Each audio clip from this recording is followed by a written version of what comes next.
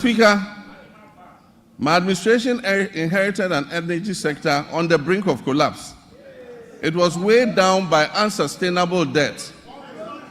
This unfortunate situation has led to many independent power producers and fuel suppliers threatening to cease their operations. Mr. Speaker, listen to this. Despite collecting over 45 billion cedis in energy sector levies, ESLA, over the last 8 years, the outgone administration has left the Ghanaian people with an energy sector burdened with a staggering debt of 70 billion cedis as of December 2024. It is of deep concern that several state-owned enterprises in the energy sector are struggling to stay afloat, and unless urgent interventions are made, many of them will go under. Financial distress in the energy sector remains a significant obstacle to delivering consistent and affordable electricity to Ghanaians, and it poses an existential threat to our economy in general. Compounding these challenges, critical maintenance activities such as the scheduled pigging of the West African gas pipeline, WACO, were postponed from 2024 to 2025 without sufficient contingency measures for alternative fuel supply.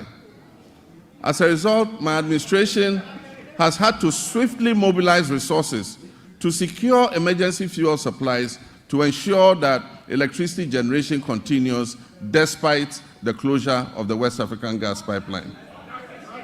I've been informed that the pigging exercise will be completed in the first week of March, and once again, additional gas will flow from Nigeria.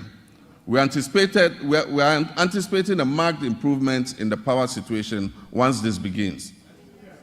While the current state of our energy sector poses grave concerns, we must remain resolute in our commitment to restoring stability.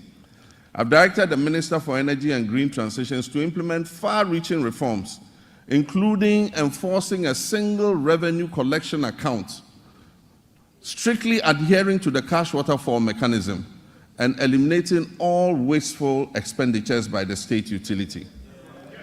Mr. Minister, Mr. President, Mr. Speaker, following my directive, Mr. Speaker, following my directive, the Minister has set up an advisory committee to guide the participation of the private sector in metering and billing in order to improve efficiency in revenue collection and also reduce the high commercial and technical losses that are threatening to drown the state-owned utility company. A pilot partnership between ECG and Enclave Power has proved highly successful and provides us with a workable framework. ECG provides bulk supply of power to Enclave Power Limited. This is an organization in Ghana. Enclave Power provides meters and bills to all companies operating in the free zones enclave, with 99% revenue collection and nearly 100% uptime in power supply. This is being done here in Ghana. We can use it to cover the rest of the nation to ensure that we get revenue compliance and be able to bring down tariffs for our people. Mr. Speaker, I'm still getting used to being president, that's why I said Mr. President. Mr. Speaker, reduction in commercial and technical losses will lead to affordable tariffs for everyone and will bring relief to all users of electric power. We also aim in the medium term to achieve 100% gas utilization for power production and to eliminate completely the use of crude oil and fossil fuels. This will save Ghana hundreds of millions of dollars spent on the importation of fuel oils for power production annually. With regards to renewable energy, this administration will soon operationalize a Renewable Energy and Green Transition Fund to enhance efficiency and accelerate Ghana's transition to renewable energy. This initiative will drive investments in sustainable energy solutions, including solar street lights, rooftop solar installations, off-grid solar systems, electric vehicle charging stations, and rechargeable outboard motors. These measures will reduce dependence on the national grid and position Ghana as a leader in Africa's green energy transition.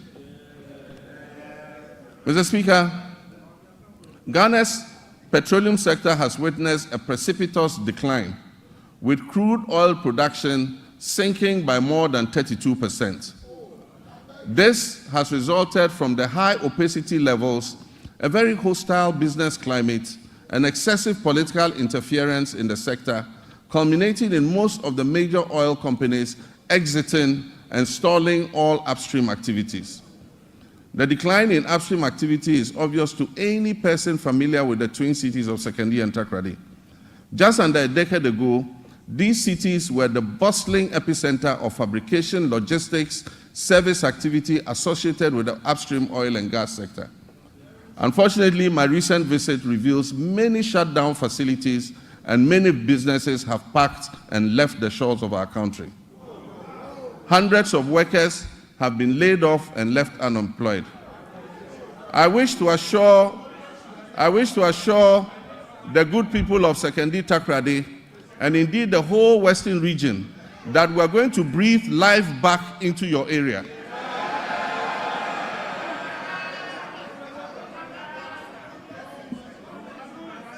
Mr. Speaker, we have already commenced revitalization of our upstream petroleum sector by creating a business-friendly and congenial environment for our partners and other prospective investors who wish to come in. My meeting with the players in the upstream sector have been extremely positive, and we have been assured of substantial investments running into billions of dollars in the very near future. Mr. Speaker, the Minister of Energy and Green Transitions gave the directive for the removal of the unitization based on the arbitration that took place.